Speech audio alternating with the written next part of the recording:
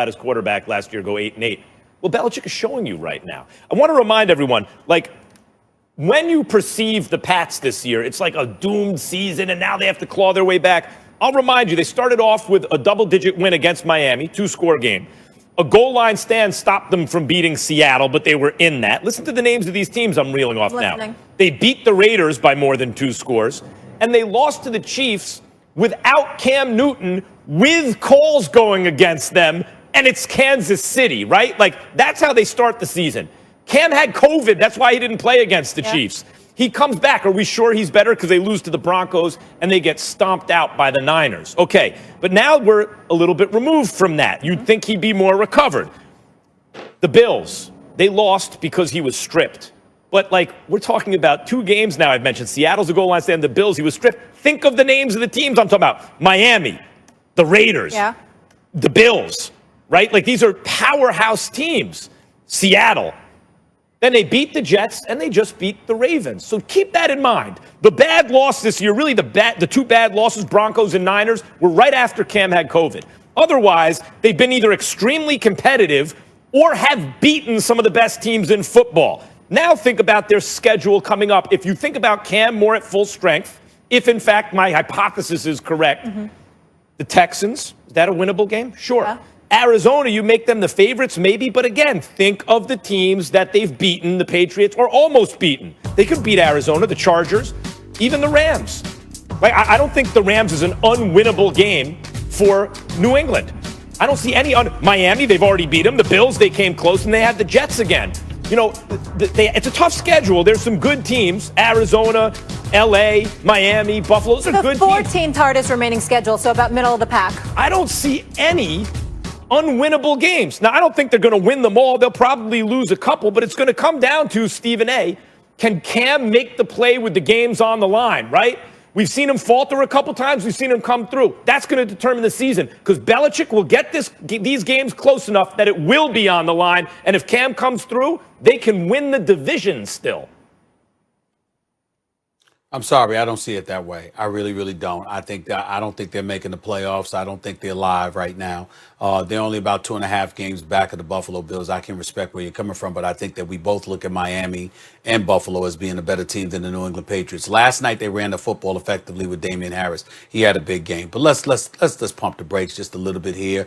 I mean, inclement weather did have something to do with what transpired, and give Bill Belichick and the Patriots credit. They were in Foxborough. They're accustomed to playing under those conditions. Bill Belichick had them very, very well prepared, and it's not like Baltimore's another side of the world. They play in inclement weather too, but clearly it had an effect on them last night. There were a lot of passes being dropped by the Baltimore Ravens and Lamar Jackson throwing the football.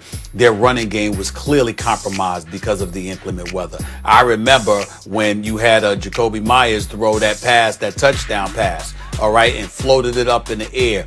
You look at the Baltimore defenders, it's like, you know, where am I? Where are we? Looking for the ball, and, you know, they obviously didn't have their footing under them.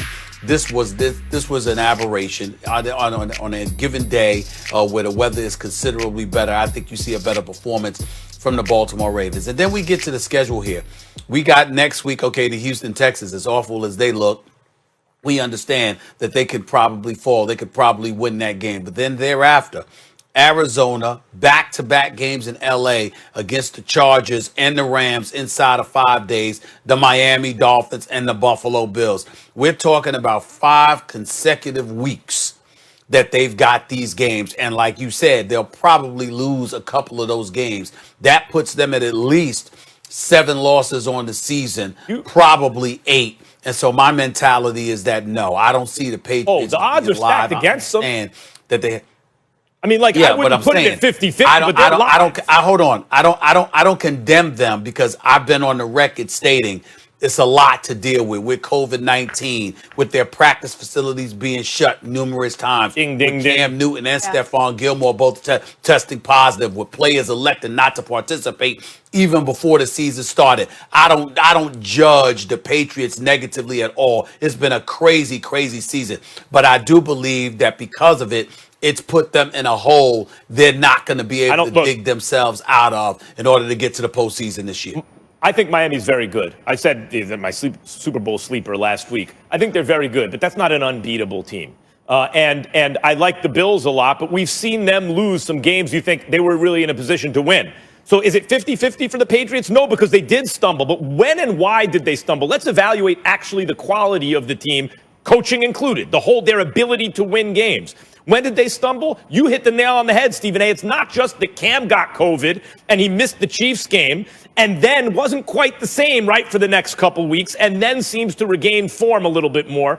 But that was when that rash of canceled practices occurred. Their facility was shut down. Their facility was shut down. And then lo and behold, a team without the talent of that is what I said. Right, that's heavily reliant on coaching. Lo and behold, they're not in a good position to win games against teams like the Broncos or the Niners, right? They really need those practice facilities to be open. They need everything to go their way. But it's not impossible that it can. This is at their best, this is a quality team capable of beating anyone. And when I say anyone, I think the Chiefs would have beat them regardless. But imagine had they had Cam for that game, and he's healthy, and that call doesn't go against him. That's a tight game against Kansas City. Well, here's the part that you're missing. It's not like all the Patriots' remaining games are against those teams ahead of them. They got to depend on Buffalo and Miami to lose, too.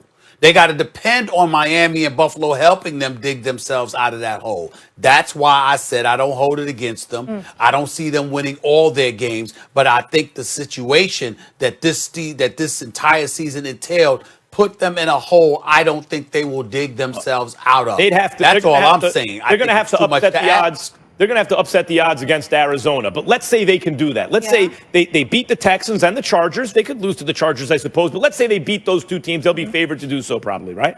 And they had one kind of upset, not a huge upset, but they are able to beat Arizona. We're looking at them heading into the Rams game at 7-5.